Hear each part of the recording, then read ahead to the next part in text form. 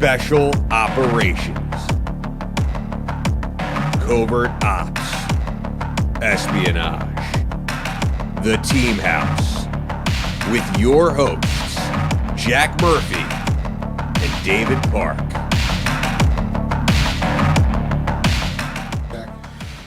Hello everyone, welcome to the Team House. This is episode 124. I'm Jack Murphy here with co-host David Park. Today we have a special guest in studio, Ken Gaudet. Ken served in the 173rd ALERPS, the long-range reconnaissance unit, predecessor to the Ranger companies in Vietnam, then the 82nd Airborne Division, and then he went over and served in the Rhodesian Light Infantry, and then 44 Pathfinder Company of the South African Defense Forces before becoming a private security contractor and working on rescuing children from foreign countries. So we're really honored to have Ken here in studio today, joining us on a Friday morning. Thanks so much for coming in today, Ken. My pleasure, Jack. I was with a 173rd Airborne. I was in a line company. I was not in the ALERP company. I was in a ALERP company in the 82nd Airborne okay. When I came back to the States. Thanks for clarifying. My pleasure.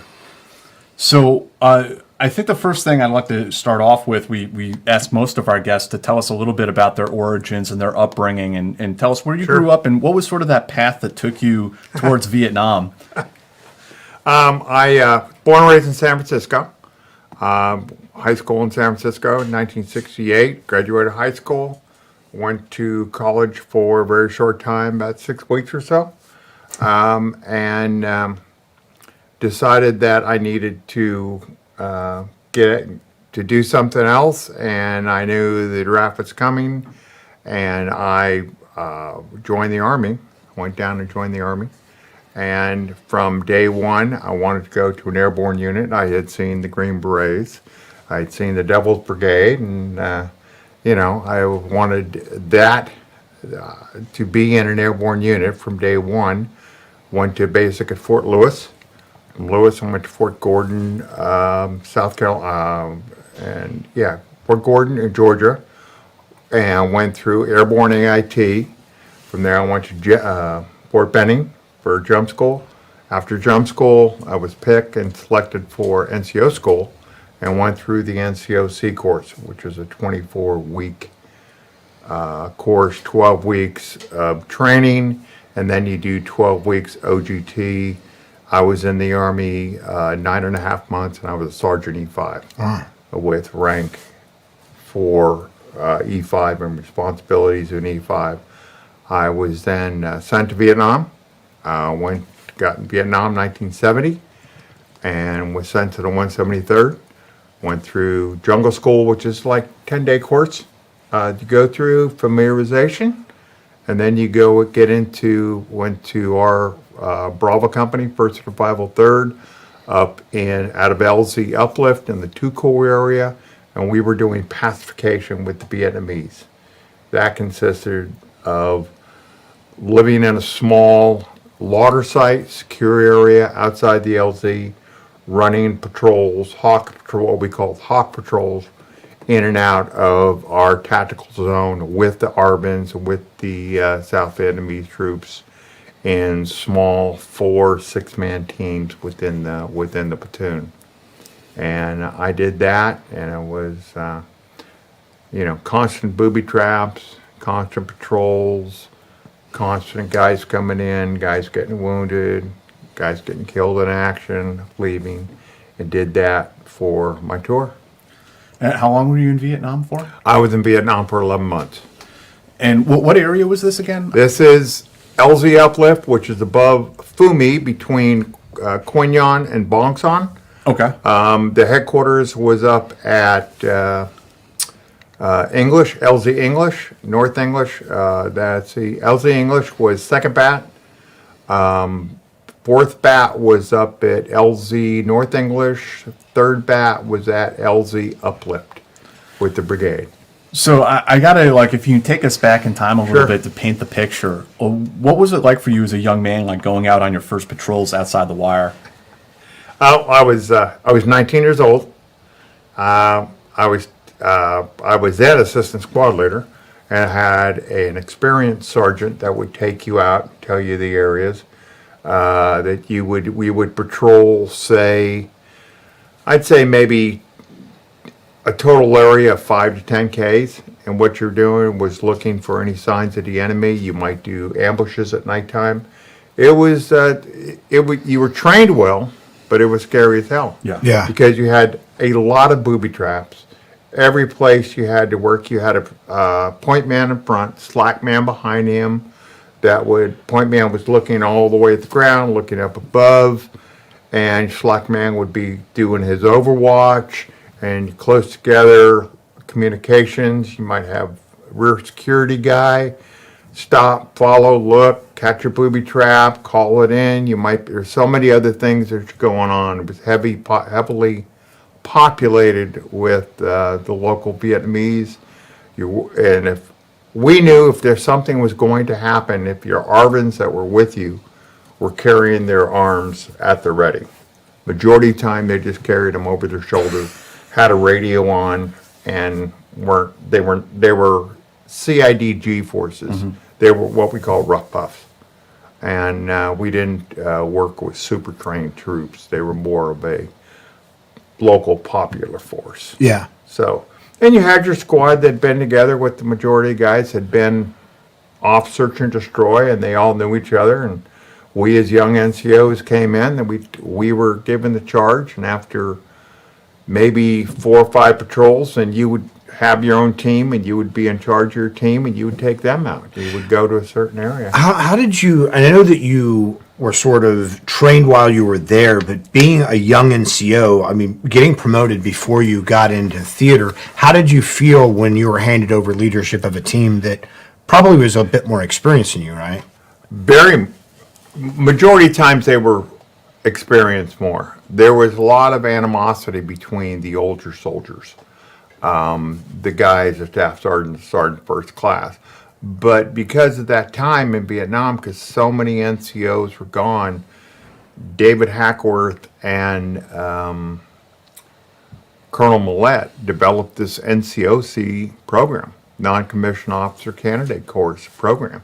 And that's where we were picked from either AIT or jump school, and you show leadership capabilities when you're the little squad leader or whatever, that you could lead, you could go somebody, and you basically prove yourself to your team and to your members and the guys on a platoon that you can read a map, that you know what's going on, that you're able to take care of. And the guys put their faith on you, and you either lead, follow, or get the hell out of the way. You know? Yeah. And some guys didn't make it out in the field, and they stayed back in the rear, and they were great in the rear. But there were other guys that excelled out there, and we have a number of Medal of Honor recipients that are graduates of NCO school. And it was tough though. Yeah. My best friend was a draftee guy, was in the Army for a short period of time. He's an NCOC just like me. He's 3 weeks behind me. And he would have been our next permanent platoon sergeant. Had he not got wounded real bad, and sent back to the States. That's a really interesting program because you expect like the young butterbar to come out of college and bake lieutenant, and to not really have that kind of experience. Oh yeah, but it's very different for an NCO, to have that. It's you learn. It's like, okay, I'm going to make the pay. I get to do this, and until it's down to that point, no, this is your team, these are your 4 guys, you got to make sure they have everything, you got to make sure they're well prepared, they're trained, they know the radio codes, they know this and that.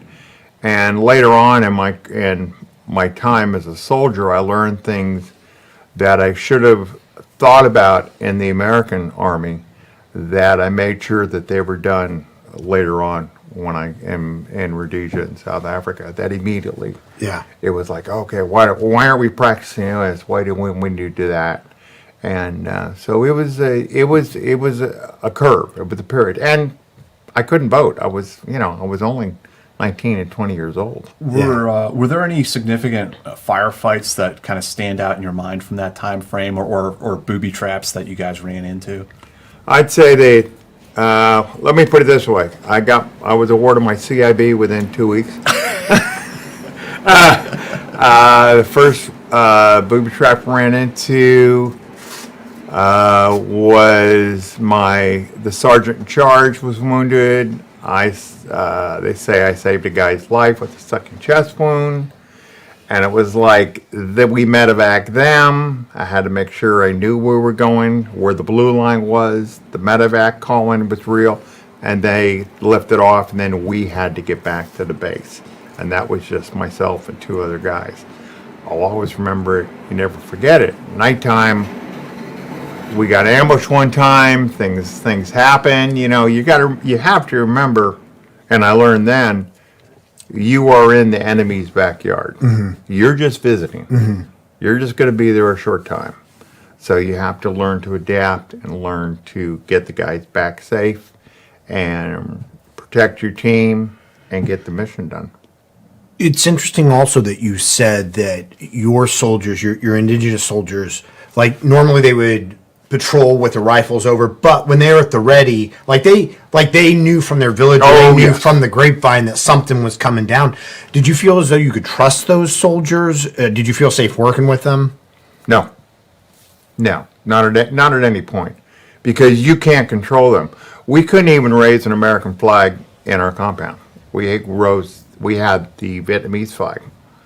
So we, of course, as Americans, what we did is we had our state flags fly. You know, it's like, okay, and we respected the Vietnamese and we worked with them, but to say trust, no.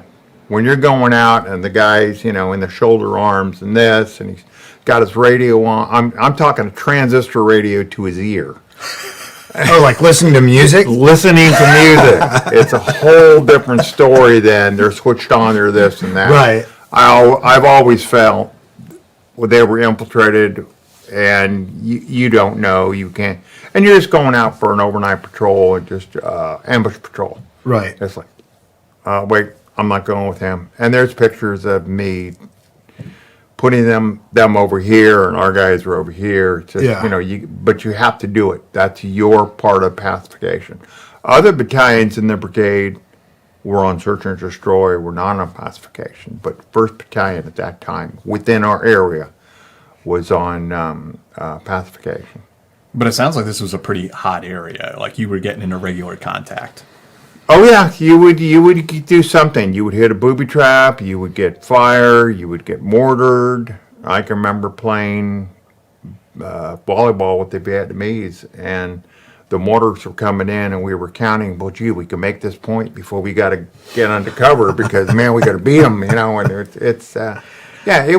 was could be hairy, and the 122 would go off and back in the base. And LZ uplift, and we would get the log stat and get our compass out and so let's get the hell out of here so we can catch, get out of the base and get more to our logger site. We felt very secure in our area that we were, as opposed to being back at the base. Yeah. That's fascinating. And I mean, the talking about moving with one other guy at night through the jungle to make it back to the base must have been. I had two other guys. Harrowing experience. It was, you knew where you were and you had to get it done. And you have to remember, You didn't have a choice in the matter. You have no choice. And between that area where you were hit to where the base was, there might be 3 or 4 ambush patrols. So you got to make sure you're in contact, make sure you're moving. I'm on the trail, I'm going to get there, and then once you get back to your logger site, you have to defuse the booby trap that's on the gate that you put on. It was always had a grenade on the gate. When the gate opened, the little bamboo gate opened, you always had a grenade there. You had to defuse that, make sure it was safe, and get back in. Wow. Every day. How was the point man or a point man created? Was it somebody who volunteered for that job? Because I imagine it's a high stress job. High stress.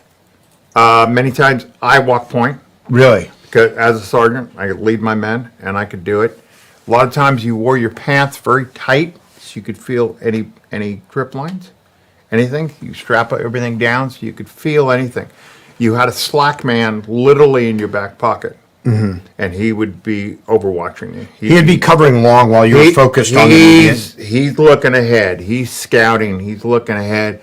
You're down there. You're listening. You're looking for anything and you're also looking on the trail. There might be a palm frond that's, and you're making me think now, Jack. Make a palm frond in a figure eight. That's something that's not supposed to be there. And you go, okay, there's something here. Let's take a second. Take a second. You're looking at the bushes. You're looking at here. You're looking at the booby traps that we used to see in training. That's exactly what they look like. The physical booby traps with punji pits, spikes, and all this type of stuff, or grenade, or, I did a patrol with a lieutenant one night, and I pointed out that it's a probably heavy duty shell. So what does he do? Of course, he takes his flashlight out, shows it in the middle of the rice paddy, and we got in a little bit of an argument in that time, and it was just like, no, it's a booby trap, and then we go around it, and then you would know where it was, and you mark it or blow it up the next day. But you just as the point man, you got to do it. And of course, they would say, "Oh no, you're not supposed to." You're the sergeant and stuff like that. No, I got to. My guys have to see that I will do it, and then other guys would say, "No, I'll take point." So so you just did it as a volunteer? Because that's what I was wondering. Well, you're was saying why as the volunteer, NCO, yeah. Well, but as the NCO in Right. charge, I assume, like, why are you walking point? But it's to show your men that you're willing to do it also. It's not something you think about. It's something you do. Yeah. Who's going to be? I'm doing point. Okay, Kodak, you're walking slack. Let's go. You're doing security. I never ever remember turning around and looking at my rear security guy to see if he was looking behind us. I knew instinctively that's what his job was. And when we went out on patrol, we went out, say, for a long time. If guys had to carry extra batteries or extra this or stuff in their ruck, we never had, oh, well, let me check your ruck. I want to make sure. You knew they had 2 of these, 4 of these, 3 of these. We had a basic load, and we knew every guy had their own stuff. What was your basic load like? Carried 25 magazines, carried 4 to 6 grenades maybe, a white floss. NCOs had 2 magazines, 20 round mags, 2 magazines of tracers that you would use for spotting. Right. Certain color grenades. You had your flares, and then day's food, your lerps, or whatever you could have, whatever you carry, and your bedroll. The reason I laughed when you said the magazines with tracers is because I had read a lot of Vietnam after action reports and had repeated that in Baghdad, and it didn't work out so well for me when I could have been using night vision and IR lasers. But because tracers go 2 ways, right? Tracers, but the green ones are the ones that are coming back at you. But yeah, because we use the red tracer.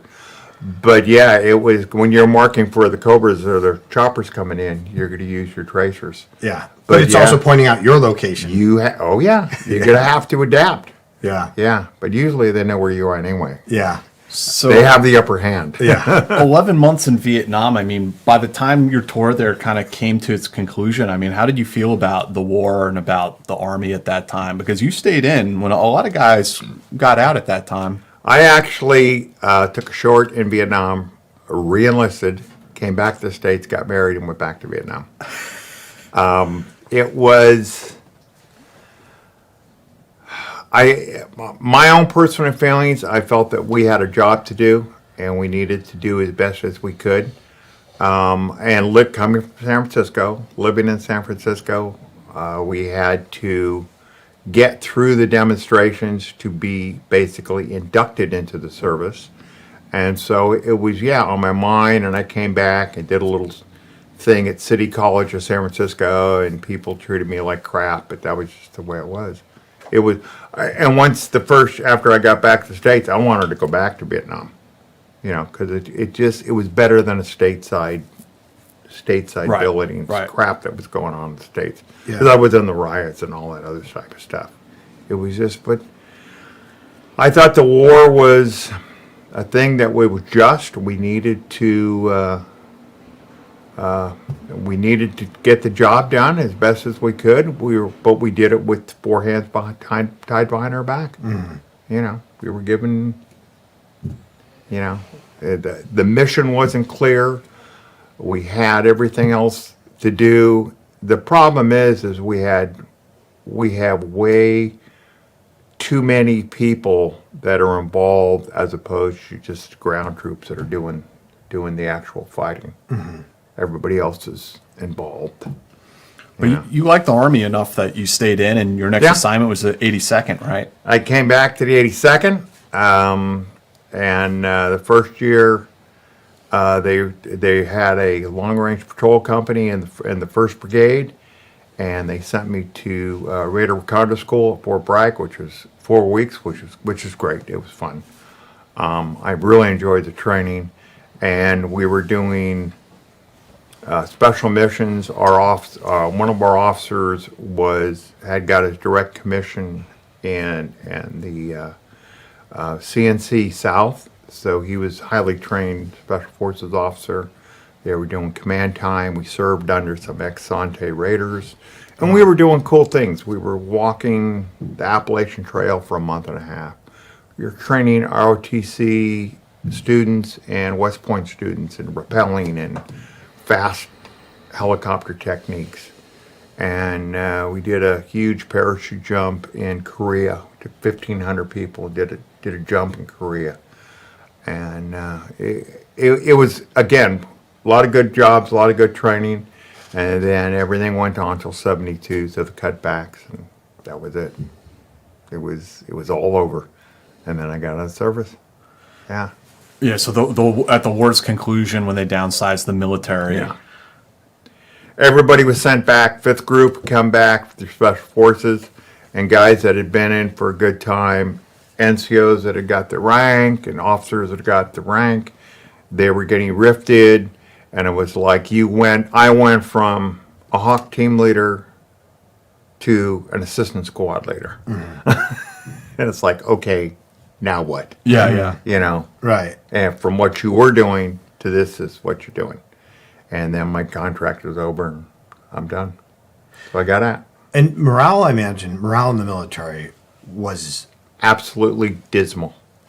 We couldn't wear our uniforms off base. This was in Fort Bragg. We were fined if we were caught in uniform. And it was just, all respect was lost. And everything was, it was a very dismal, horrible situation. Yeah. And now you find yourself on Civvy Street, and how'd that go for you? Luckily, besides, taking cover when they were rebuilding the Transbay Terminal in San Francisco, and you hear the loud sounds, and you're going through of course, we didn't have the transition programs, things like that. Did odd jobs, did construction work, did everything else, and then went back to work in the shipyard in San Francisco. Well, went to work in the shipyard in San Francisco as a pipe fitter. Because remember, I left when I was 18 years old. Mm-hmm. So turned 21. I was able to vote. I was able to drink. I was able to do everything kind of legally.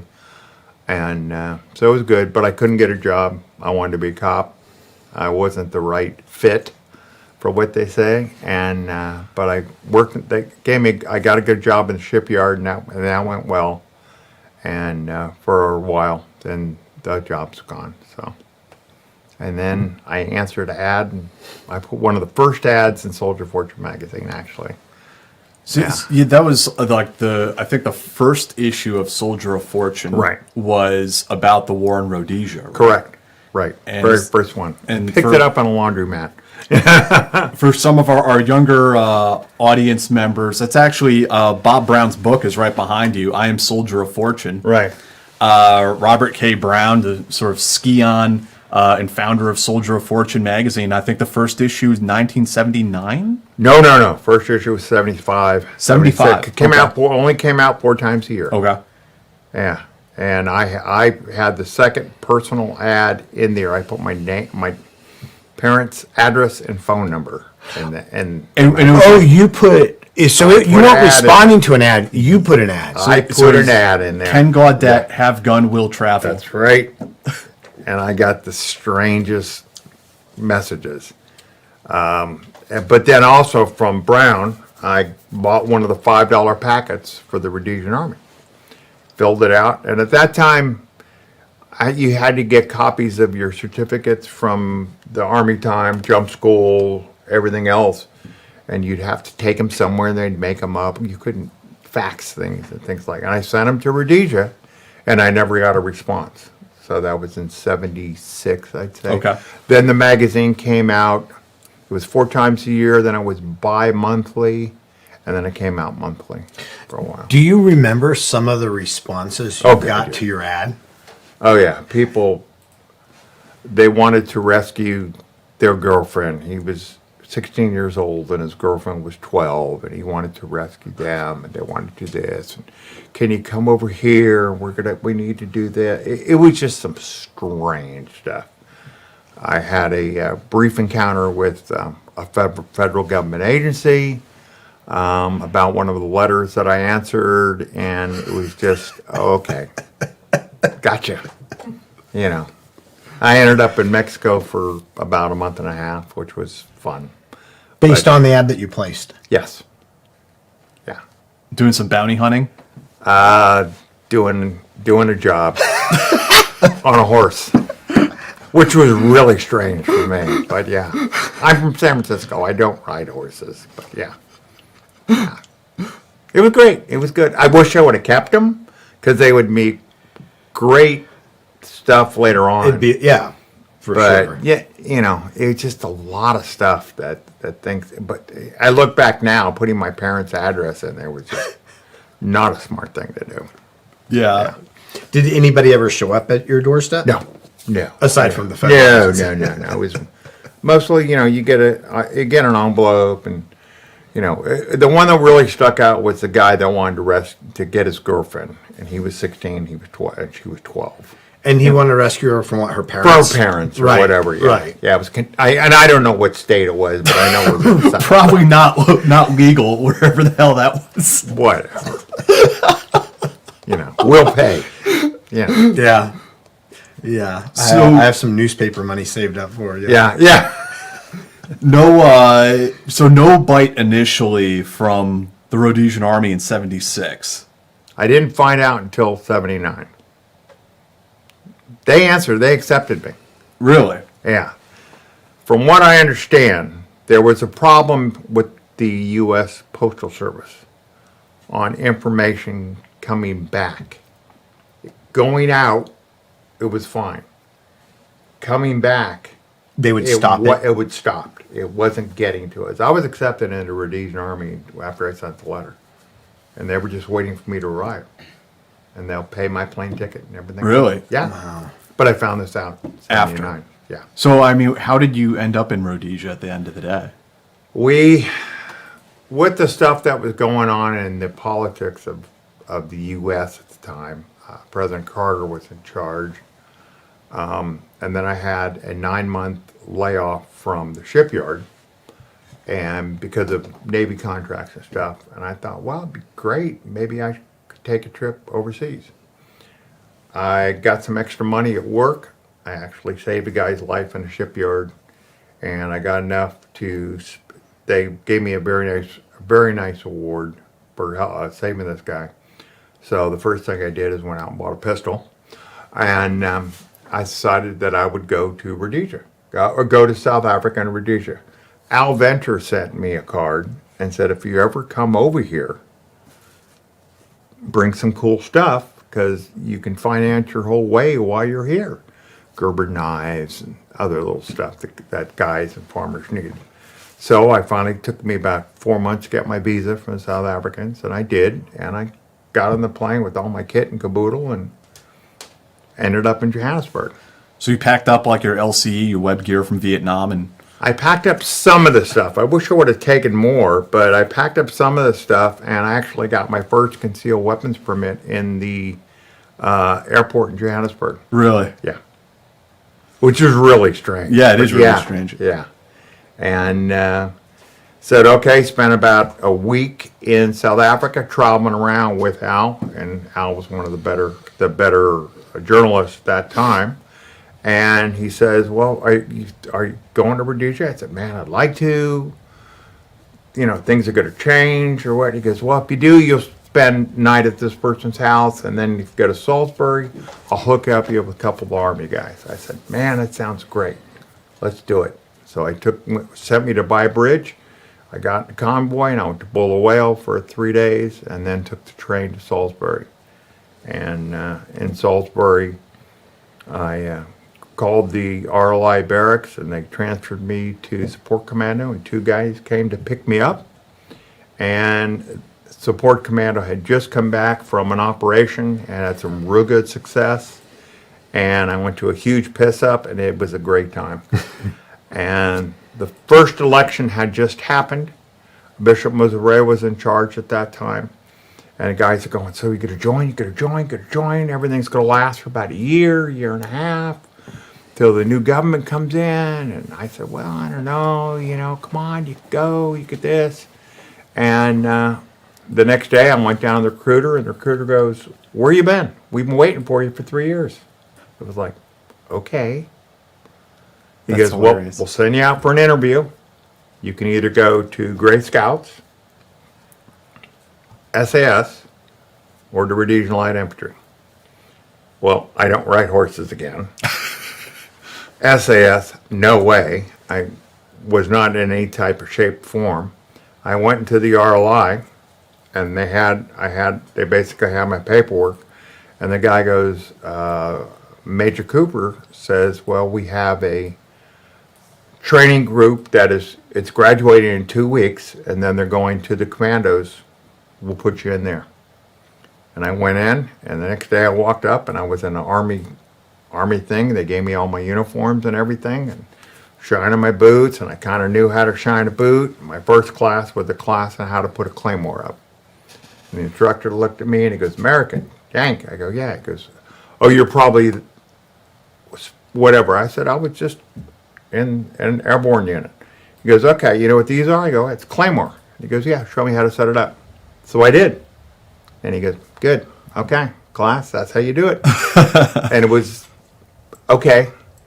And then all these guys are talking, and I had no idea what they're talking about, because they speak in a Rhodesian slang. It's not a different language, but you just got to get used to it. It's cool, but you just got to get used to it. What are some of the colloquialisms that the Rhodesians use? Let's go grab a graze. Get your grazing irons.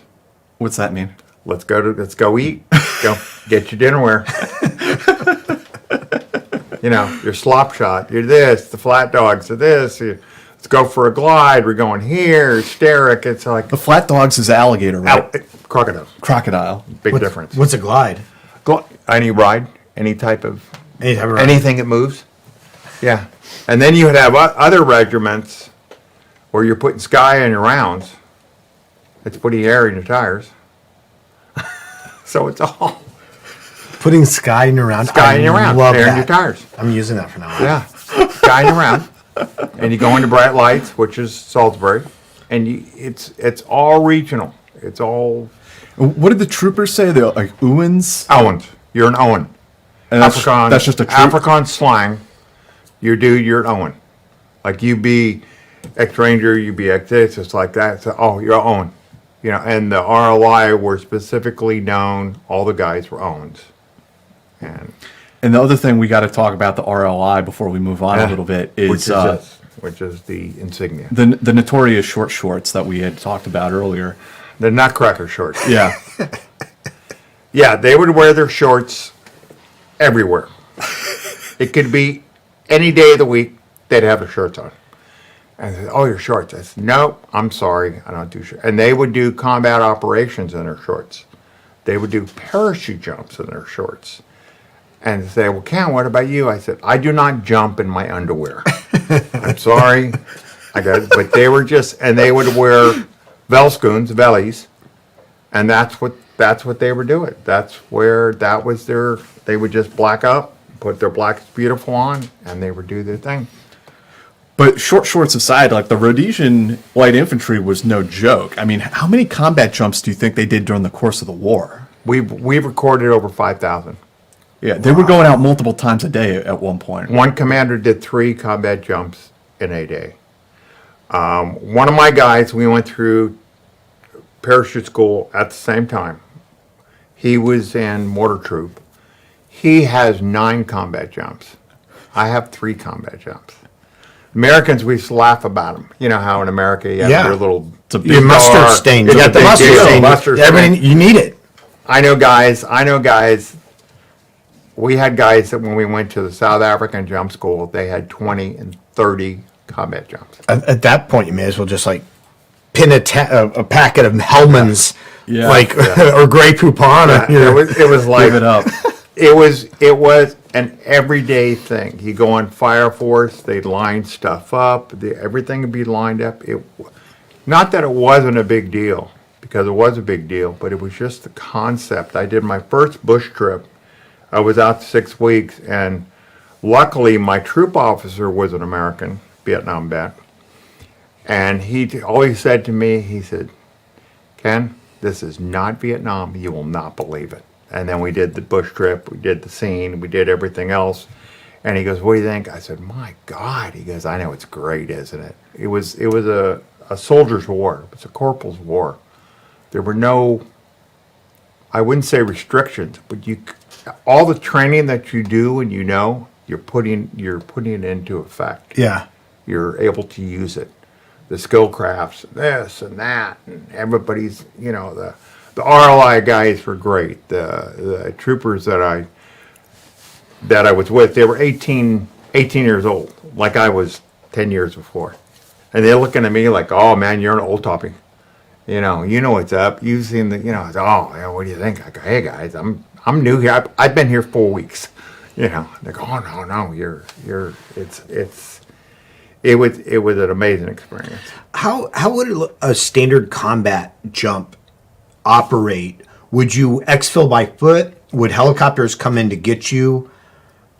Depending on the job.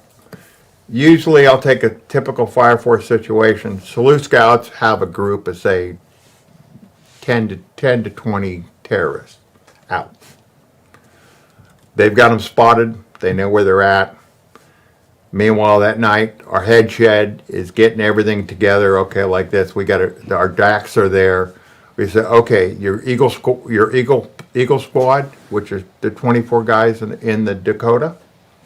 There, you can line your stuff up. You get your call out, put your kit on. You're en route. They would drop you, and it was all the airborne development was also planned. You would go ahead, be the stop groups, maybe be the driving force, maybe be the line. You would execute, you would leave your parachute there. We jump at 500 feet. Okay. If you're lucky. So there's no point of having a reserve at that point. You'd have a reserve, but it was there. Right. You jump at 500 feet. There were some guys that were jumped lower. I think the 250 is the lowest, and it was because the pilot messed up. You would do your jump, and you would do the scene, collect everything up, and then the parachutes would be put on trucks, or you would put them in an assembly point. Helicopters would come in and they'd evacuate, or trucks would come and reach you and stuff like that. It was an amazing process to see what they were doing. But like one commando, they came back, they had another call out, they did another scene, they did the 3 jumps in a day. Amazing. It sounds like they had it down to a perfected art. Oh, exactly. Des Archer, one of our RLI guys, had 73 combat jumps. You were pointing out to me earlier that it's not like in the United States Army we have it's this big production, Right. where you go in the morning and my gosh. you have your static dry rehearsals and blah blah, and it's a full day event. And you were saying for you in Rhodesia and the RLI, it was like not a big deal. You just kind of walk up there with your rifle and your kit and grab a parachute. Right. And go. Your kit would all be laid out. And I can remember in the 82nd, we were doing a 6 o'clock in the morning jump. You'd start at 3 in the morning. Right. 2 in the morning. It was like, oh, God, and the jump master, which is why I went to jump master school. So I wouldn't have to do all that waiting. And everything was done. Okay, you know your Eagle flights, who's on the Eagle flight, who's on stick 1, who's on stick 2, who's here, who's in charge. So there was, and then you got what position you were going to be in, where you were, and you just put your kit down there and either kept your weapon with you. I think the weapons was right there and covered up. And then when you go, you kitted everybody up, and then you went. Everybody would chip in. Your officers would chip in. Everybody did something. Tell you a war story. When I did the jump in Mapai, and we were the Airborne Reserve for SAS, I turned around to put my parachute on, and here's General Walls, the head of Rhodesian Security Forces. He goes, "Here you go, Yank," because I used to wear an American flag on my shoulder.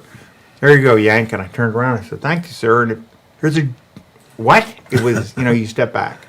Here's a general, the #1 man in the service, helping with your thing on it. He goes, "Good hunting, have a good trip, good that." And I was like, okay.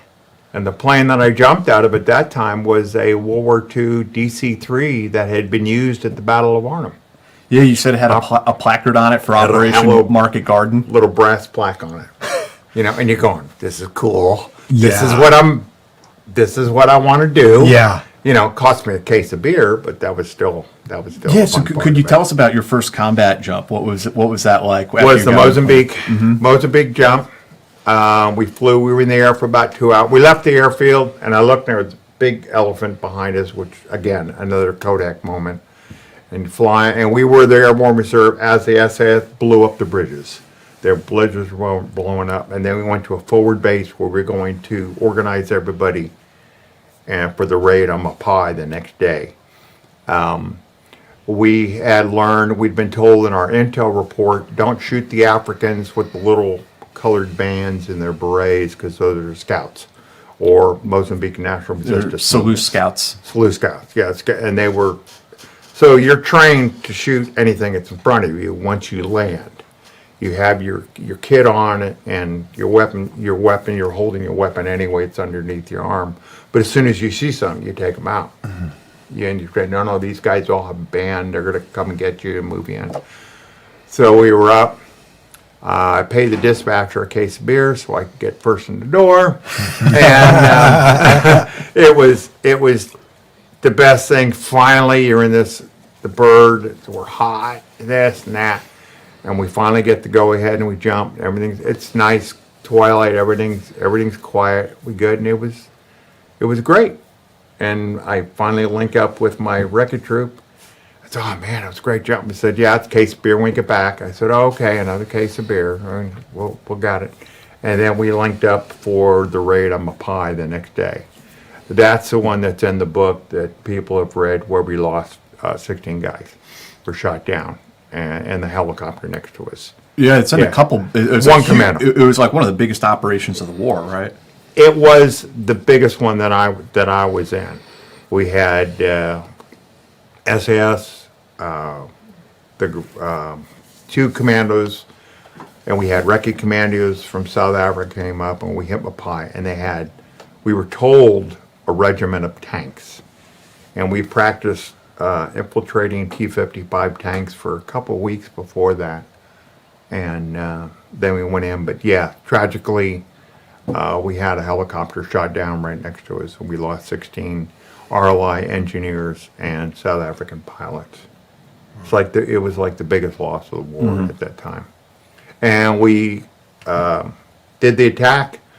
SAS got a hell of a punch up, and we realized that we were overpowered, and we pulled back, and then they rebombed. And if people go looking, Ken is also an author and wrote articles for Behind the Lines and also Soldier of Fortune. And might be a little bit hard for you guys to find the article nowadays, but if you're nice, maybe I'll send you one. Maybe Ken would send you one. Maybe we can. I have them online. Maybe we can find a copy for you. This was just like super fascinating to read about. And then what was the result of the operation after you guys pulled back like 10 kilometers? Correct. For the bombs to come in? Correct. The next day, we went back on mining missions, and we mined everything with special South African plastic mines. They couldn't be detected by mine detectors. Really ingenious minds, and we trained on those again for a week. Whenever you would do something like that, you always went out for a training session. And for resistance, for the to keep Frelimo and to keep the opposite side, Mugabe's troops, from being able to infiltrate into Rhodesia. So we mined for a couple days, and then we closed down the admin base, and they all came back. And this picture you sent me a few Right. years ago, Ken meeting with then Prime Minister Ian Smith. Right. That was in South Lake Tahoe when he came and visited us. I was on the honor guard. And when the end happened and Prime Minister came and spoke to the RLI, he thanked the foreigners that were there for our participation. And at that time, I'm speaking to him, and I said, "Sir, I remember when you were there." And again, he thanked us for our participation and what we did. And I'm just a lance corporal, and talking to him. He had been a Spitfire pilot during World War II, and a POW. A lot of people didn't know that. Wow. Great guy. Half his face was burned off, was frozen.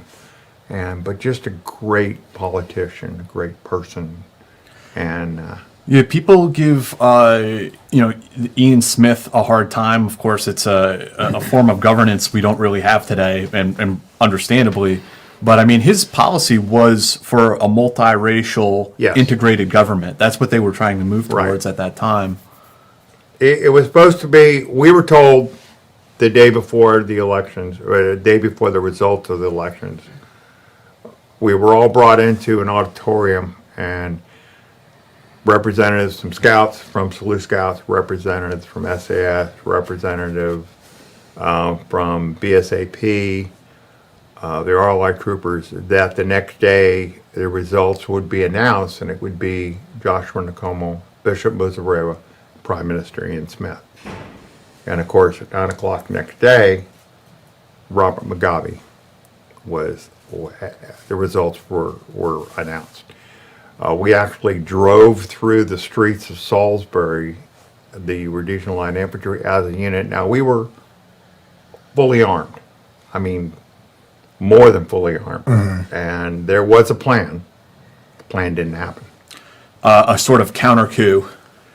To a different alternative, we'll say. Yeah, there was a plan. There was intelligence that was made up. We had been, at that time, our troop, Recce Troop, had been working with Salute Scouts up on the border in Kariba.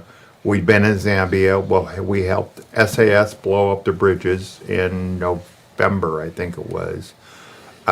We were letting all the terrorists come in. We were not letting any go back into Zambia.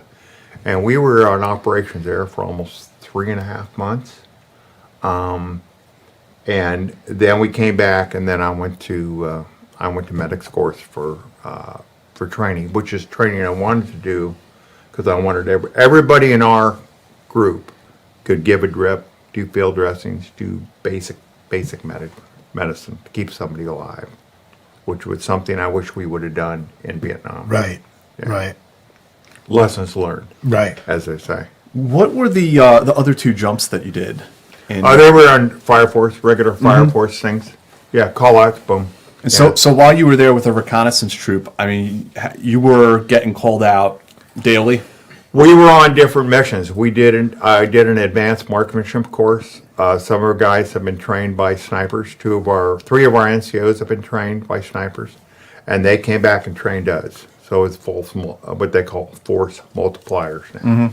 So we were gone for 4 weeks doing marksmanship courses. They had, from what I was gathering, and because I'm just a trooper, so I'm not being told anything. I'd been promised a lance corporal, but it didn't happen. That we were going to do an Operation Phoenix in our area, frozen area, and take out the Majibas and take out the intelligence that was being passed to the terrorist forces in the area. So you could stop that communication. They can't get organized. That plan never happened. So we were trained at that. And then we go on Fire Force for 4 weeks or 2 weeks, and then Scouts would say, we need 12 guys. We'd load up, fly to Kariba, and then we would start missions into Zambia, going 20, 30 miles into Zambia, working our way back. Yeah, that was just normal. I spent a couple New Year. For that 3 years, I was gone every Christmas and New Year's in a foreign country. I was in another country. So for 3 years, how many times did you come back to the States, and how long did you stay? The U.S., I was in Africa the whole time. For the entire 3 years? Yeah. It's been 18 months with Rhodesian Light Infantry. Mm-hmm. And then I spent a year's contract with South African Defense Force. South African Defense Force, I spent the majority of time in Angola. We did a short 2-day stay on the Mozambique border, helping the Mozambique National Resistance Movement. And then we spent the whole rest of the time in Angola. But before moving on to South Africa, there's just so many colorful characters we were talking a little bit about before the show that you served with in Rhodesia. Right. That I'd love to hear some of your thoughts on. We talked about Dennis Crewcamp. Dennis Crowcamp, your Sergeant Major. Yes, he had received a Bronze Cross Rhodesia in the early 70s as a trooper or a corporal. Was probably one of the highest rated top 5 salute scouts in the area. He became an instructor in Guello, and then he was instructing us at some of our training phases, and then he came back to training to the RLI, and he became our Sergeant Major for our troop, which was kind of unheard of, that your own troop had its own Sergeant Major, and he got us a lot of the operations with scouts and other people because he had that pull. And then there's other people that we knew from. Bob McKenzie. Well, Bob McKenzie was the highest rated American captain in SAS. Bob had served with the 101st in Vietnam, was wounded very badly, 70% disabled. And he went as a trooper and became a captain in the SAS. I didn't actually meet Bob until afterwards. Again, he was a captain. He didn't talk to me. I didn't talk to him. But you would see somebody, and they would ask you, who were you with? The 82nd. One guy who will remain nameless was in the 82nd. Went to Raider School like I did. Was in SAS. Then later on, went down south with 6 SAS. Did that job, and then he was on the Seychelles job. He was the American who was shot in the Seychelles, the Mike Hoare Seychelles thing, which I would have gone on, but I wasn't there. And you mentioned a guest who was on the show before, John Cronin, Right. was like in the same unit as you were. John Cronin was in three commando. We had this RLI had first commando, second commando, 3 commando, and then support commando. Support commando consisted of recce troop, assault pioneers, mortar troop, and anti-tank troop. John had been in 3 commando. He went during scout selection, became an officer in scouts, and was in the group after that. Yeah. Did you ever cross paths with John Gardner, Australian? No, him and I have been. I've seen his book. I've read his book later on. Yeah, and cross paths. Yeah, he could have been sitting across from me, blacked up, and I had no idea. Yeah. You'd see guys and they'd be in completely different uniform, carrying an RPD, and you had Sure. Go ahead. Well, I was just going to ask, because other Americans, we've talked about Australians. How many different types of foreign nationals, were there? And what percentage of the force did they create? Of which force? I guess. Okay, you take the RLI. I have heard numbers up to 300. There's guys that would come over and stay for 6 weeks and they go home. Mm-hmm. They take the gap and they're gone. There's guys that stayed for longer. There's guys that worked BSAP. They worked special branch. They were gathering intel. There's guys that like Bob McKenzie, who was there from 72 2, I think it was. Wow. Yeah, he went over right after he got out of the hospital. And then he was with the South African recce. He went down, took the SAS group down south. And then I believe he served with King Tomislav's brigade. Right. Yeah, in and then he was killed in he Sierra did that. Leone. Then he was killed in Sierra Leone. Yeah. Bob's a great legend, great guy, hilarious. Yeah, he always carried his arm like this because his arm was all messed up, and he had a airborne tattoo. Yeah, we used to get drunk and compare tattoos. I had heard that he had a sense of humor. Oh, he was hilarious. Yeah. Yeah. But you really didn't talk to him. But we talked again about the wings and everything like that. I'd say we had guys from every country within the free world. It was just, we had guys from Brazil. We had guys that had been in the Spanish Legion. You had legionnaires. You had guys. There was a guy there, an American guy there, that he had braces on. Never been in the military. They took his braces off, and he was there with us. So it depended. And a lot of times what I noticed with Sergeant Major Crowcamp and the other ones is if you had a skill and they could tell whether you'd been in the Army or you were going to go in the Army or something like that, they would, okay, will you give this class? Mm-hmm. Can you give a class on radio techniques or how to do this or how to put up your basha or how to do camouflage or how to do, what are you looking for when you're doing reconnaissance? And then he's like, okay, you're going to pick out different things. And then you're going to instruct the next day. You're going to do this, stuff like that. And then you had Afrikaner guys that when they spoke to you, to this day, I have no idea what they're talking about. We called it crunchy, but hell of a soldier, but I still can't understand what they're talking about. It's a very practical way of running a military, isn't it? Oh, it's a great way. If I was going to choose, oh yeah, I'd have there's one guy I know right now, friend of mine last couple of years.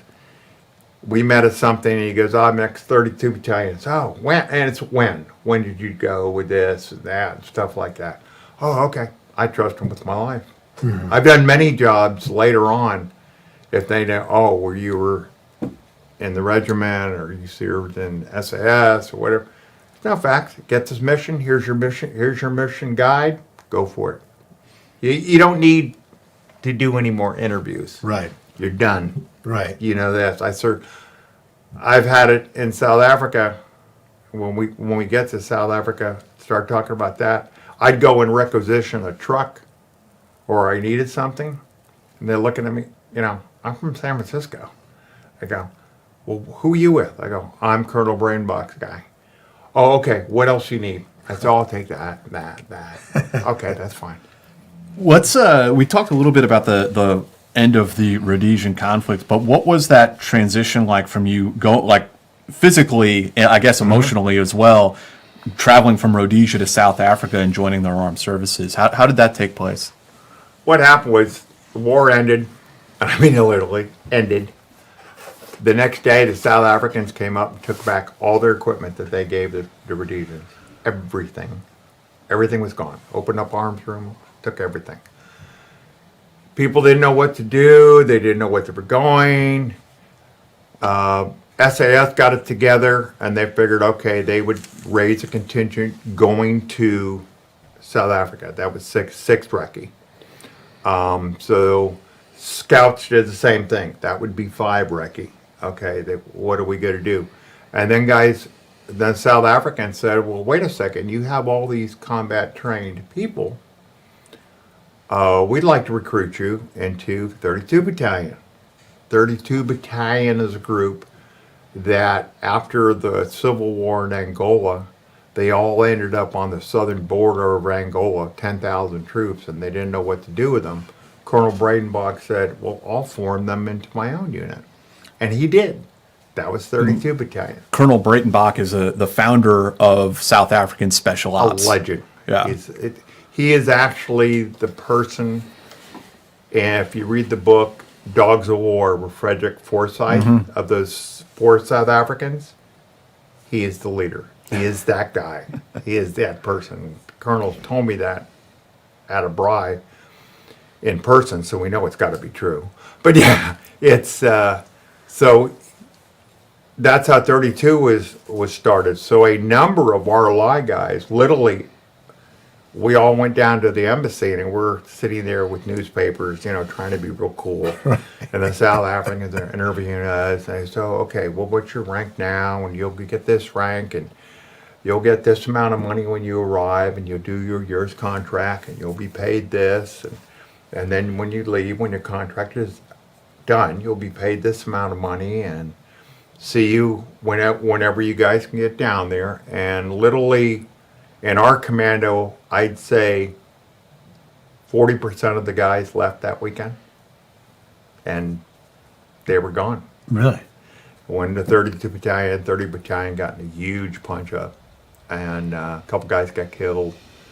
And then we were getting letters back saying, "Okay, if you come, bring some more equipment. We need more night vision. We need more of this. We need more of that.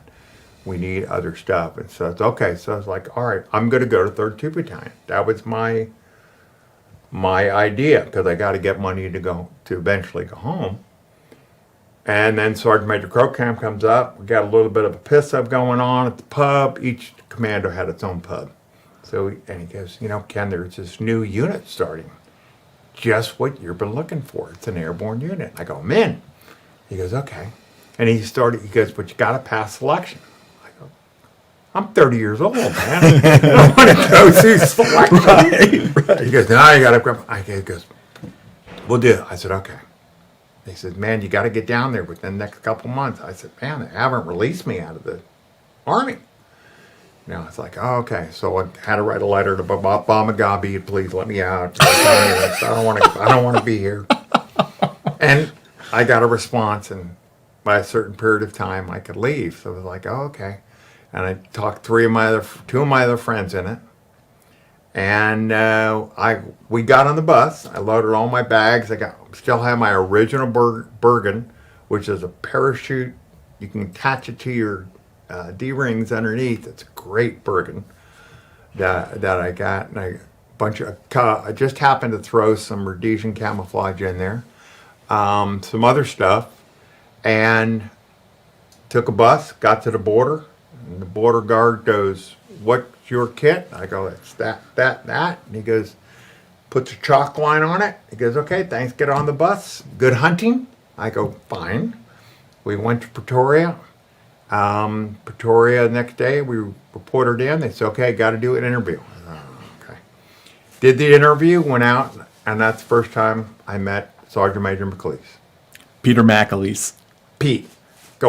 Sergeant, as I said, Sergeant Major McLeese. He's Scottish, tough. I have no idea what he said to me. I can barely understand him now.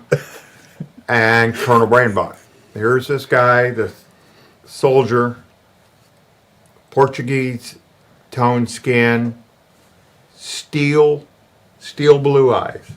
And I'm going, man, that he means business. And he goes, So interesting, too. Wasn't his brother an anti-war activist and a poet? completely different. Yeah. Completely different person. Colonel Bradenbach says, "I'm making this unit. You think you're up to it? Okay, I'm looking at your background. Hope you make it. We'll see you in a month." And it was like, okay. And they put us in, they gave us our uniforms, and then they put us at this little house, and they said, "Okay, you're leaving tomorrow. Here's your kit. Make sure it's all clean for tomorrow." And they gave me a folding butt F10 that was in horrible condition. And they gave me a AK, and I had my own pistol that I brought with me. And we had an R4 that was still in its plastic container. We had to clean all the cosmoline off it, get a brand new 10 magazines. And then we got in this truck and we headed back to the South African Zimbabwe border, and that's where we trained for 8.5 weeks. This was the selection course? This was the course before selection. Really? Course. Yeah. Sergeant Major McLeese trained us every day. And I know what incident you're going to ask about. The Valium. I know. I knew you were going to ask me about that. We had to carry a box of ammunition to the firing range, which is about 2 k's away. Our accommodations, to say the least, were sparse, which means there were none.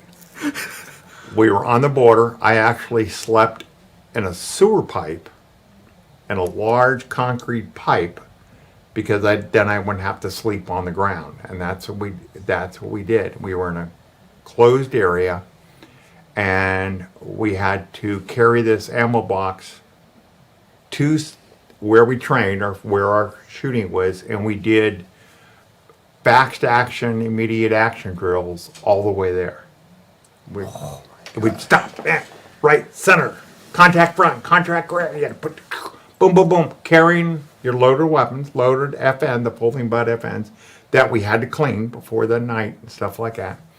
And then we learned that first day that you shoot up all your ammunition that day so you don't have to carry it back. Right. And so you learn. Right. And then it's like 3 weeks in, I think we'll take down 2 cases of ammo per person. So then you figure out between 3 guys, you're going to carry this, and you kind of figure out ways that you can do it.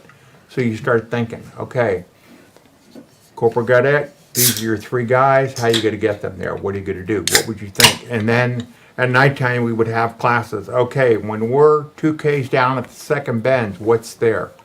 Well, there's a tree over here, this type of thing.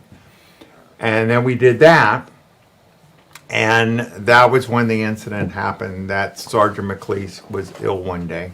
Because he was such a vigorous sergeant major that He was tough. Yeah. And he needed a break. He needed a break. and he wrote in his book, and we talked about it when we interviewed him, that it was formation one morning and like his knees were quaking, couldn't stand up. And so they put him on bed rest.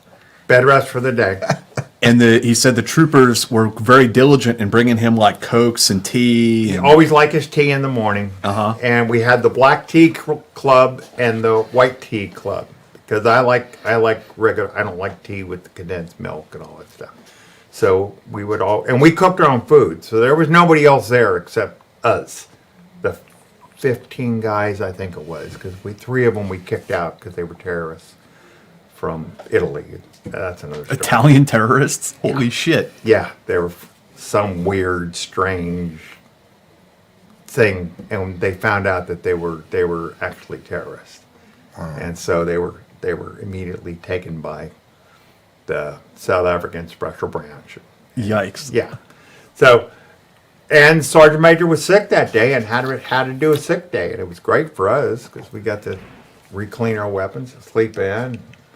But he overheard some of the people talking, and I will not say how it happened and who did it.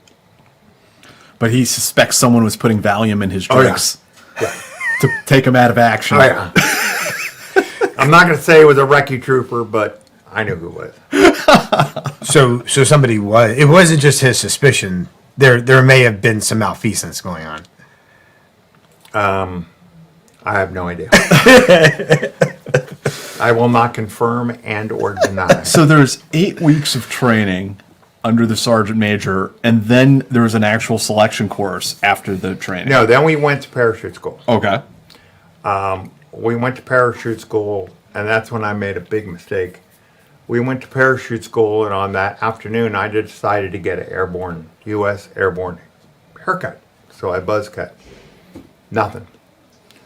And Captain Bodas, who was one of our officers that was training us, trying to teach us Afrikaans, took high offense to me getting myself and the other American who was with us an airborne haircut. So he ordered me to get airborne haircut every weekend for 6 months. But I got him. So we did. So all of a sudden at this parachute course in Bloemfontein, these foreigners show up to do the para course, and it's just a refresher for us. We've been through at least 2 jump schools. And it's in Afrikaans. So they're doing the course and they're doing the formation, and we're kind of laughing, and then we got in trouble for that, and then we got in a fight in the blimpies, and that was normal. It happened all the time. And then we did the course, and we did 9 or 10 jumps from a DC-3, which is the pictures that you've seen, and they have these great jumpsuits that you wear. And then they have this thing, they give you what's called a marble. All it is a concrete block. And you're supposed to hold it over your head and do all. Well, we've been carrying ammo boxes for, 8 weeks. What do we care with this little marble thing? So not that they were trying to break us down, but Right. with the younger paratroopers, okay, these guys are up, they know what's up, they're in shape, they're doing it. So we did the parachute course. We got our South African parachute wings told to take our boots, get on the plane, get the hell out of the area, which is what we did. And then we started selection course. Mm-hmm. Yeah. Selection course was in the Drakensberg Mountains, and that was going to last as long as Sergeant Major McLeese wanted to make it last. There was no ending date. We had no idea. So what punishment did he exact on you? For the first 4 days, every 3 people carried 4 boxes of ammunition. And they're 35.5 kgs, a little over 70-something pounds. You have all your stuff, and first thing we did is break down our weapons, throw them in the Bergen, and you have to get up to the top of that hill, which is way up there, and it's just a constant go. And they said, we'll give you a point. You have this many hours to get there. Go. That's it. And you're in your little group, and you start off. And then after 3 days, he would take the ammo boxes, and it was more speed marches until you're spent. Your mind is gone. And that first day, we actually had 3 South Africans and 2 other guys that were coming down from the RLI. The RLI had just disbanded, and they had come like 2 days before the course started, and they couldn't make it the first half kilometer because they weren't in a physical shape Right. to take it. So they were going to go on the 3rd selection course. Was this the first selection that he had run for We were this? the second. You were the selection. second? We were the second. And selection. when you say there was no end date, does that mean he didn't tell you, or does that mean he was just kind of making it up as he went along? No, he knew exactly what he was going to do. He was told by Colonel Bradenbach, make it tough. So like you guys did in SAS. Mm-hmm. Make it tough, make it physical, make it mine. Give him problems, give him things, give him this, give him that. And that's what so you think on your own. Because we're from various backgrounds, engineers, if you were an ex-Sleuth Scout or ex-SAS, you didn't have to do selection course. Crow Camp, he goes, he didn't have to do it. He goes, no, I'm doing it. I'm going to be there with you. I'm right next to you, dying just like you are.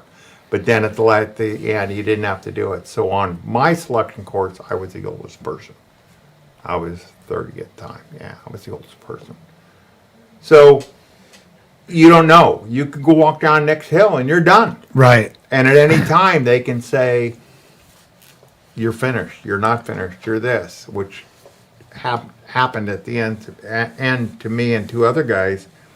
So after 7 days going in the Drakensberg on these little mountains and little trails, and we're doing it, you got to get over here, you got to move back. Oh, you just got there, we gave you the wrong direction. And it's a lot of miscommunications, like SF. A lot of miscommunications, a lot of this, that, and that. Okay. So finally get to the last day, we're just about done, and they got one of the guys from who done the first course, a Frenchman, and he says, okay, leave your stuff there, we're going to go on a little run. Well, where are we running to? We're running. Okay, then we'd run, and he said, okay, touch that rock. And we come back, run back, and Sergeant Major would say, okay, did you touch the rock? Yes, Sergeant Major.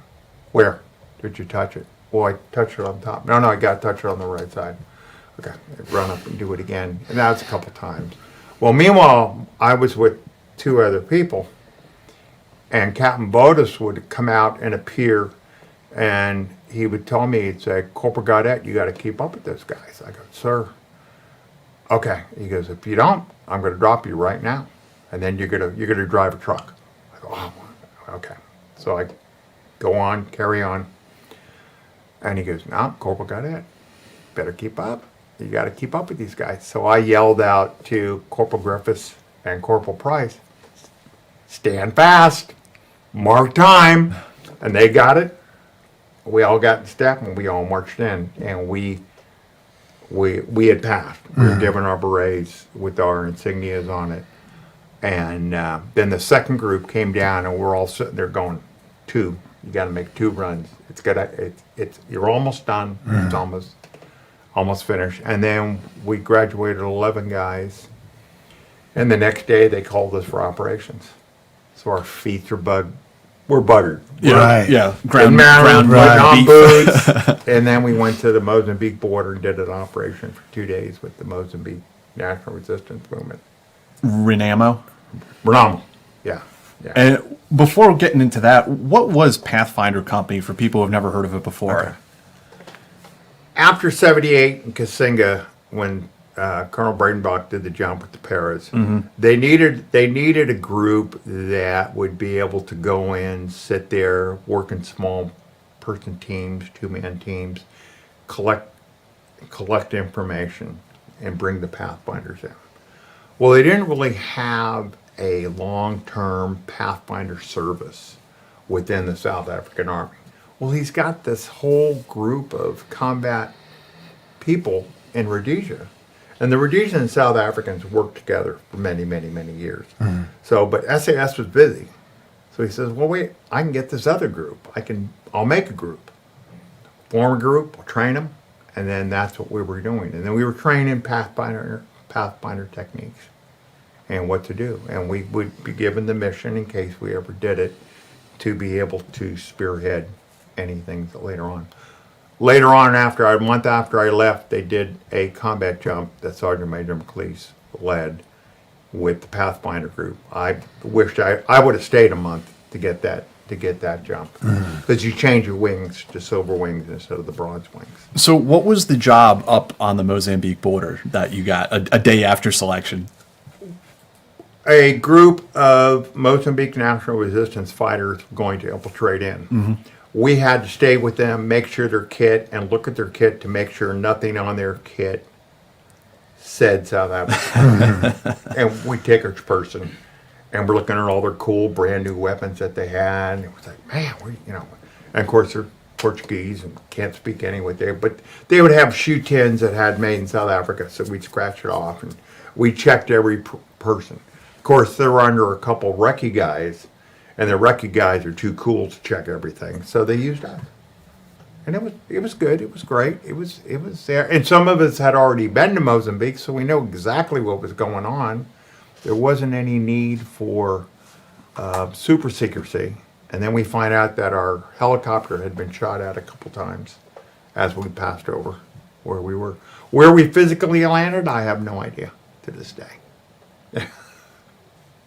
But so you guys were infiltrating this, proxy force. We were bringing this group of, Right. I know it might have been 200 guys Yeah. in, and we were just checking them. Yeah. And it lasted a couple days. Yeah. The larger situation that, South Africa found itself in that time, they were fighting in Namibia, Angola. Right. In the Caprivi Strip in Southwest Africa, we were fighting SWAPO. And then in December of 1980, we were able to bring a group with Sergeant Major Crocramp in charge, and I was with that group, the first group of Pathfinders that went to Southwest Africa. And we did a deception plan of vehicles being ambushed, and we were doing our own, making them ambush us, and then we would counter pop up. ambush. Yeah, counter ambush, take them out. And then a month later, the rest of the Pathfinders came in, and that's when we did a big combat operation in Kamato, where, I was with the lead element. we found a base camp, and then the rest of the groups came in, and that's when Sergeant Major McLeish did the whole thing with the ran across the field. And He had to like rally the troops. rallied the troops. Yeah. We found the base camp. We assaulted the base camp.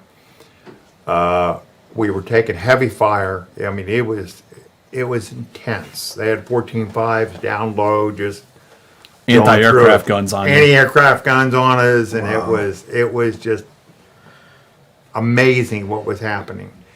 And when I first saw him, I looked up and I saw him, and I saw two people run across. And again, we're not looking for booby traps because I never ran into booby traps there. So we're going, okay, let's go. And when they brought in the other pairs, Sergeant Major runs by me, and I go, welcome back to Angola. And he kind of looks at me, and he goes, what's going on, Yank? I go, straight ahead. So and they were moving, and as the paratroopers got into the defense line, the firing became more, and they wanted to capture a Chinese 75 recoilless, and they linked over to get it, and one of the guys got killed. He got shot in the face. Lieutenant went to rescue him. He grabbed him. He got shot in the back, and then somebody yelled retreat, and everybody retreated, and they were haphazardly running. And Sergeant Major got up and said, paratroopers do not run from terrorists. Grabbed the lieutenant, put him on his back, carried him back. Meanwhile, we did overwatch until he got back, and then we moved back. And we evacuated everybody in an orderly manner, and then they mortared us, and 2 more guys got killed, I think it was. And then we went in the next day and kicked their ass, took over the camp. That was it. I'm trying to remember if it's the same operation that Peter describes in his book, where one of your soldiers got his foot blown off, I think, by a landmine. That was later on. Oh, that was later on. That was later on when I'd actually come back to the training team. I was in our last month, and they did Op Protea, and Dave Barr, who had rigged one of our land cruisers with double 50 caliber machine guns. They ran over a landmine, and he got his legs messed up. Eventually, they were amputated. But Colonel Brainbox saved him from burning alive in the vehicle. Oh, wow. Oh yes, he reached in there and grabbed him. And the signaler, Graham Gilmore, the guy that wrote the book, he was wounded. He got his foot messed up. But and the driver, one of the American guys with me, he remembers. No, it was absolute. They were surrounded by fire, and the vehicle blew up. It was tough. Yeah. Yeah. Any other significant operations that stand out for you? You went to Angola too, didn't you? Yes, I was in Angola for almost 4 months. Mm-hmm. Yeah, because you would just go right across what's called the cut line. It's just like a strip. Like a fire break. And you would go into Angola, and I thought it was interesting is they would tell us in the intelligence briefing, well, don't worry, there aren't any tanks there aren't any of this, and the Cubans only come so far down. And I'm going, Cubans? What do you mean the Cubans? And then we found pictures of tanks, and I got pictures of T-72 tanks, and they said, no, they weren't there. I go, they're in my album. What do you mean they're not there? So it was, we were in Angola a long time. And we worked with 32 Battalion in Angola. What year was this in Angola? This was 1981. Was CIA in there yet by 81, or does that come a few CIA was years there later? till the 80s, till the late 80s. Yeah, because they had a pretty substantial operation And there. we were told not to talk to any Americans. The American ambassador arrived, and they kept us. They kept the American guys completely away, so that they wouldn't hear us, talk us, anything like that. We could see them over the talking. But it's like, no, you guys don't. Just keep your mouth shut. Don't say anything. But no. From what I understand, later things that I've read, they were deeply involved with UNITA. We work with UNITA. UNITA was a great organization run by Zavimbi. They were good troops. That intersects with the episode we did with Baz, who was agency guy. Yeah, I know he is. Yeah. So it was a time. Again, quoting Bob McKenzie, it was a time to be a soldier. Mm-hmm. All this training and everything that I had been doing the first 10 years of my military, it was all coming to perdition. It was all exactly what I was taught. And it works. Small unit maneuver warfare. Small unit, just give me 2 guys and I can get it done. Yeah. Which later paid off in other things that I did. Yeah. And and Mackenzie and Tim Bax, they were working for what was the 2 black homelands that were being established in South Africa. Transkei. Yeah. Yeah. And because they were working for Rondry Daly. For Colonel Daly. Yeah. So a lot going on in that part of the world at that time. It's all you would get somebody to work with before, and they would start something else, and they knew exactly who to pick, of exactly the man that you wanted in charge of supply and in charge of this and in charge of that. It was the way to get things done. How did things wind down for you and with the SADF? My contract was done. When I went down to get my pay, I found I was actually getting extra pay. I think it was $10 a day for every day I was overseas. Every day I was in Angola, which was very good because I told the other guys, man, we're getting more money than we thought. And then I bought a ticket, came home to San Francisco, helped raise my son, and eventually did some other adventures later on with some other ex-military guys that I knew.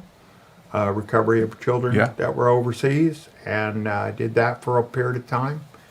And now I have my own private investigation company in California, and that's life. So that's great. You came back for family reasons, and also some of the writing that you did for Bob Brown and others. I'd like to write more. I'm just waiting for the right time. I know. I was going to ask you, have you ever thought about writing like a memoir, writing your story? Because there's a lot there. I have. There are just some people, not that I would name, but just some situations from Vietnam that I'm going to wait until those people are no longer with us, because they were some things that happened that will always stay with me. And I think there was some bad leadership, so I'm not going to get into it with. But those are things that you would want to write about. Oh, definitely. You just want to do the courtesy of not naming names. Right. It's just because I've seen other people in charge that did it completely different. Right. That could have been done this way. Right. There's so many things we weren't told in Vietnam that I think that we should have been told in Vietnam. Right. Yeah. How did you get into the child recovery aspect of the private security after your time in the military?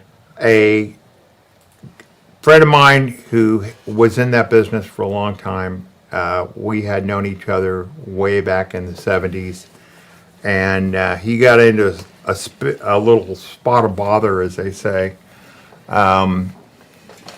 He had things that went wrong on one of his missions, and he was being detained by a law enforcement agency, and he was spending some time in jail, and he needed somebody to help with his company, so he asked me to help him out, and I did, and I ended up going over and doing a job in Africa, and doing a couple of jobs in Central America, and I got some successful recoveries for a number of people, and people that still send me Christmas cards and say thanks to me, and that's fantastic. It's good. Yeah. It makes you feel good that, again, you're able to make a plan, do a plan, you can get it done.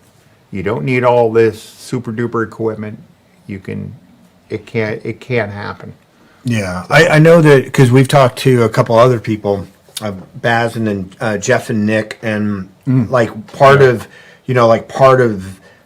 that world, I guess, is you're not just doing it for charity. Like, you can't just fly to Africa on your own dime. Because it can cost like hundreds of thousands of dollars, right? It's astronomical. Yeah.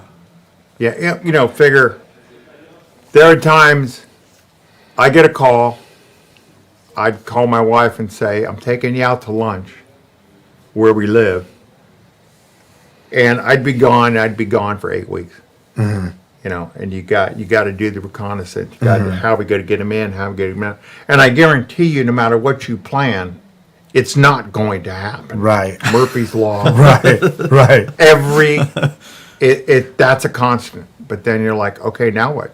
It took us weeks to find a picture of the kid. And then I did the video on one job, and I got the kid walking literally behind me, right over the wall. They're right there. Yeah. And I'm being like Arab, reading my name, my paper backwards, and make sure everything's going. But yeah, they literally walked on a seawall, right? He picked them up, walked them, put them on the other side. I go, okay, we got them. And usually no equipment that never works. I probably throw more walkie-talkies in the Mediterranean than people would ever know. So you just gotta. Could you tell us about a few of these rescue missions that you did? It sounds like there's some interesting details in these jobs you did over the years. The last one that I did, from the time I picked, we got, when the client was brought across the border, my boss's wife forgot to tell me that she was 6 months pregnant. So my whole escape plan was gone. I had to change it to be able to, okay, got to adapt. We adapt, and I give my complete credit to that, to the mom, because she spent hours in a car hiding under a hat so she could ID the daughter to make sure we were looking at the right person. Right. She did. We got him. We trailed this guy for over New Year's at a party and all types of stuff, and come to find out the child had been being taken to a for a kindergarten, kitty care. And we were actually whining and dining the driver of the bad guy. So we knew everything that he was going to do, and we figured it out. And then we did some more surveillance and figured out our time factor of what we did. And we all dressed up. We all dressed the same. We all looked the same. Wore sunglasses, white shirts, State Department tie, everything. And we took the child off the street, gave him to her mother, and we were out of the country in 28 minutes. And I think I hold the record of the fastest recovery. And they were, from what I understand, because I wasn't on the team that stayed there, they were running around with machine guns looking for us. Oh, he was pissed. Yeah. Yeah. These are like some pretty dangerous people in some cases. These are some heavy duty, and we're not armed. We have nothing. Right. I used to carry a ass baton. Yeah. That's it. And you're either assuming identities, or you're blending in, you're being a local bad guy, you're dealing with absolute corrupt people. Right. And, might be in the middle of Tangiers one night and just walking around. I used to walk, in Pakistan, I would walk from the Marriott Hotel to the Sheraton Hotel. One up a block, down a block. Stay there, make a contact, and come back. Right next to the American Embassy. And after we left, 2 weeks later, Americans came in, they pulled into the Sally Port, and they took out 6 guys right then and there. Jeez. And then they mortared exactly at the table where we used to meet our contact. And it's like, okay, we got to leave this area for a while. A little too warm. Yeah. So these were usually 2-man or like 1-man, 1-woman 2-man. operations. We use females sometimes if we can, because usually they will, they're used for certain purposes. And we would get female agents, British agents, people.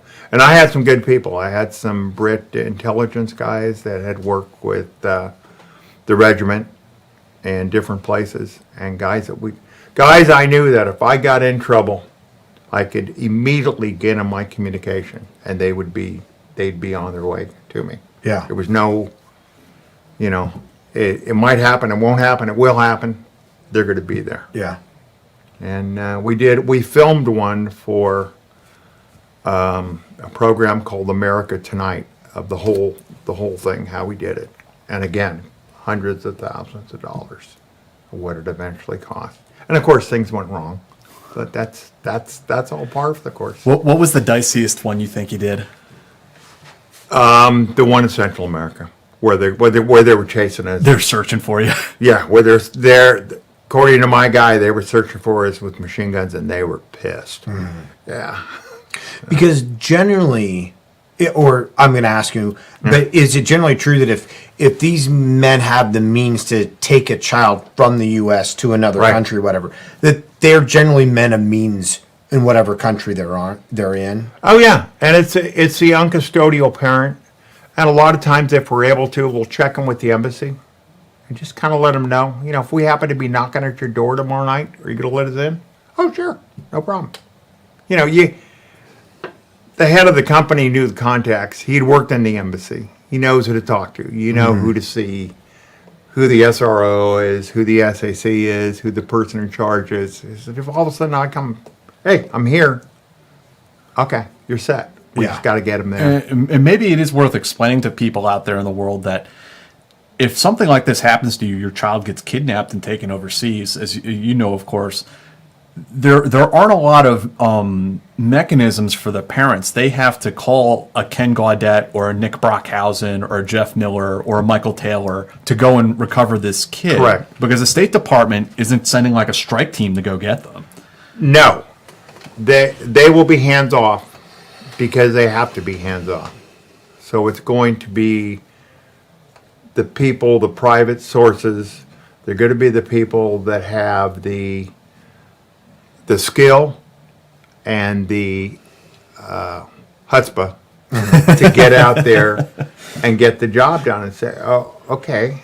I mean, I've literally sat next to, as close as you guys are, to the unauthorized person who took their kids, and they have no idea. Well, yeah, I have no idea how it was. I did one job in the Middle East, and we knew the kids were coming to the airport, and I dressed up in my kaffa, had my thing, and I'm standing right next to him. My boss calls me. I call him, as we didn't have cell phones, so I got to call him on the phone. Where are you at? I go, they're there. They're on the plane. They're going in. They're set. And this FBI goes, well, who's not? I says, I got a guy standing next to him right now. He goes, well, he's not an American, is he? And he goes, oh yeah, he's not an American. Don't worry about it. Like, okay, and then you're on the next flight out, and then you may never see them again, or you might see them at a reunion, or now we have Facebook. And, Right. It's good. It's a good feeling. I say all the crap that I've been through. There are some good times and some bad times. Yeah, I mean, what do you think when you reflect back on this life as a sort of professional adventurer, Ken, that and using all of these skills that you developed in the military and eventually using them to rescue children? I mean, it's pretty incredible. It's a complete turnaround for me. It was hard to watch what was going on in Afghanistan, knowing that there are guys, just give us a plane. Yeah. We'll get it done. You guys make it way too difficult. And I know the intel guys, and I know the people that were working on some of these things. Good job. Just go to this, go to that. But it's also at the point of, if I go up to you and I say, we're leaving in 2 minutes, that's it. Do not call, give me your cell phone, give me everything. And all of a sudden I turn around the corner and I'm gone. Well, I got to call somebody. No, it's not happening. Right. We're going now. Right. And then you go. Because that's the only way it can get done. Right. It's a good part of life. It's good now to just relax and to think about it. You've been trying to get me on here for 2 years, 3 years. So eventually things get done. But, and I'm glad there's still good friends out there to this day. Yeah. Yeah, this network of this motley crew that you stay in touch with to this day. To say the least. Yeah. Yeah, we get together at reunions and we reflect and we're thankful for, number one, we're still here. And number two, we can still have the gumption to get the job done. Having been in Vietnam and dealing with the U.S. public during that time, and then also, having done everything that you did and really getting no recognition for it over the years, there's no such thing as social media back then, things like that. How do you feel about I'd say most of the positive attention that veterans are getting now. Do you think it's a little too much? Do you think that it's well deserved? Do you think that, like, our generation, not necessarily Jack and I, but our generation, what do you think of that, I guess, is my question. I don't think it's never too much. Majority of people, and I understand that, do not understand what it's like. You're looking at these soldiers now that have 12, 15 deployments. And it's like, my God, you're gone from your country, you're from everything that's that long. I go up to a soldier, and the National Guardsmen that were at Grand Central. I'll go up and I'll see he had an SF patch on. I go, who are you with in group? I said, man, 50 years you're gonna look like me, dude. Yeah. And he laughs, and I said, thank you. I said, thanks a lot. Who are you with? And somebody says, well, something in Iran or something in Afghanistan. I say, yeah, I did Overwatch over here. And it's just, it's not forgotten, and it's just, I don't expect anything out of anybody unless you were the guy standing right next to me. I know what you did. Right. We were there. Right. I know what this person did. As far as trying to explain it, I can't. But I tell them, when you get in trouble, I know when you be on the phone. Just tell me when and where, if it's possible. And now it's at the point, I can't do that. I don't do these things anymore, but I can put you in touch with somebody that can. Right. And they'll, could you imagine organizing something? I said, well, when you get off the plane, this person's going to meet you, and he'll have a vehicle for you. He'll have everything you need. Okay, got it. On a word. It's not contract, or it's not this, or nope. We're good. We got it. Guys, thank you for joining us on the show today. I want to give a shout out to our sponsors for this show. The first one today is Par Weber. They make watches. They are American made and assembled in Switzerland. And they have a continuously on illumination system that you don't need to recharge or put new batteries in for 3 to 4 years. It's a really nice, hefty watch. I hope you guys will go and check it out. They're based out of Chicago. And if you use the promotion code when you go to buy one of these watches, Teamhouse, at checkout, you will get free shipping. And what's the website? It's parweber.com? It's actually parweber.com/the Teamhouse. We have our own URL. parweber.com/the Teamhouse. Awesome. The Team House or Team House? Teamhouse, sorry, one word. Yeah, it's up on screen. Yeah, and I forgot my watch. I was wearing it yesterday and left it on my nightstand, as can be believed. Dave, can you hit them with A-TACs? Absolutely. Our other sponsor? Our other sponsor is A-TAC Fitness, or A-TAC. Now, what these folks do is they put together really nice kits for your train ups, for selections, or just basically if you want to stay fit, swimming in the ocean, swimming in a pool. They sell these nice rigid fins, open heel, vented, really, really nice fins that come with booties if you order them. They have both the smaller mask and then the full volume mask if you're doing a type of selection that requires you to, fill your mask and then purge it. Little snorkel to get that and purge it. And also learning how to breathe. I mean, if you haven't done any type of underwater work before, learning how to use a snorkel is a good way to ensure that you don't get claustrophobia, like during your train up, during Shark Week, things like that. And then they also give you a couple little lines, which are really good, because you've got to be able to tie these underwater, guys. And I'm messing this up, but nice little bowlines and square knots and all the other things in their lines. So check out our friends at A-TAC Fitness. That's ATAC Fitness.com for all your training needs. And what's our deal with them? 10. And use Team 10 as your promo code To get 10% to get off. 10% off. And one other thing, the Team House, we are announcing our Instagram giveaway. The post should be up, I believe. And please like the post about our giveaway. Follow us on Instagram at the.team.house. Share the post in your story and tag us in it. And then if you tag your friend in a comment, each tagged friend in a separate comment represents a giveaway entry So if you want to enter multiple times, just multiple tags in different entries. Each tag must be done in a separate comment. And we'll be selecting and announcing the 3 winners live on next Friday's show. And what do you get? Everybody wants to know what you get, right? We'll be giving away a Team House hoodie, a Team House t-shirt, and a Team House coffee mug. And I figure that what we'll do is write all those names down each time, and we'll pull them live here on the show. And we don't have anything to do with this book, but if you've been interested in what we're talking about with Ken here today, Ken, you sent me this book. Right. You signed it for me a few years back. Thank you for that, by the way. My pleasure. And this is a really cool full-color book about Pathfinder Company by Graham Gilmore. Graham Gilmore, yeah. And you contributed to the book as well, didn't you? Yes. I have a number of pictures there and the mentions, and we talked about some different stories and things like that in the book, yeah. You signed this for me in 2014, Ken. Right? I know. It's still available through, I don't know if I can say it. On the Amazon? Yeah. Yeah, the Mighty Zon. You can go check it out. Yeah.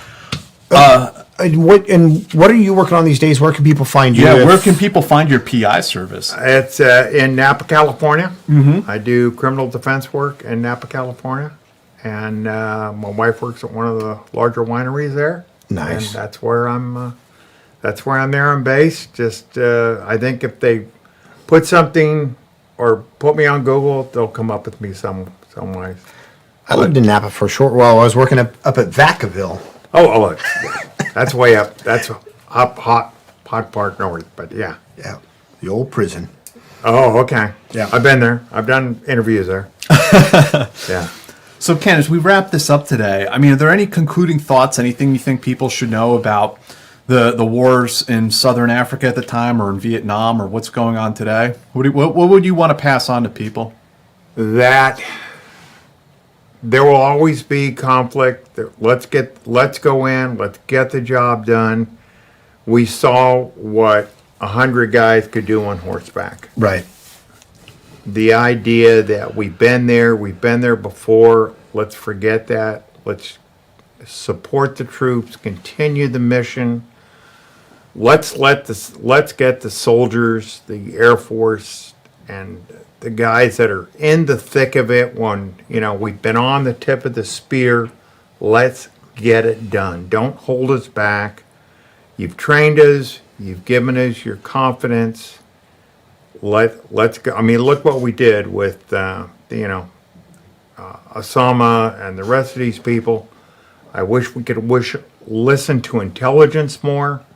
Because if I'm bringing you back a piece of intel and then you go, okay, that's fine, and then it goes wrong, I told you. Mm-hmm. So let's just support what's going on, and that's all I can say.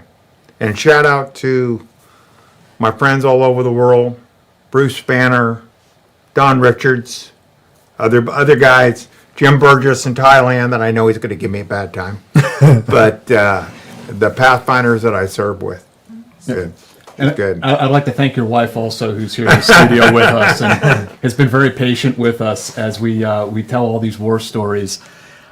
So next Friday, we'll be back at our regularly scheduled time of 8 p.m. with James Lawler, who is a former CIA officer, worked in the counter-proliferation office. He had a big part in taking apart the AQ Con network.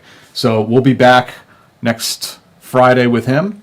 And until then... Ken, thank you so much for joining us. Thank you for joining us in the studio. This is great. Yeah, my pleasure. It's been awesome. Yeah. I enjoyed it. Yeah. I'm so glad it worked out. Finally got me. Stay in touch. And thank you, everyone. We'll see you next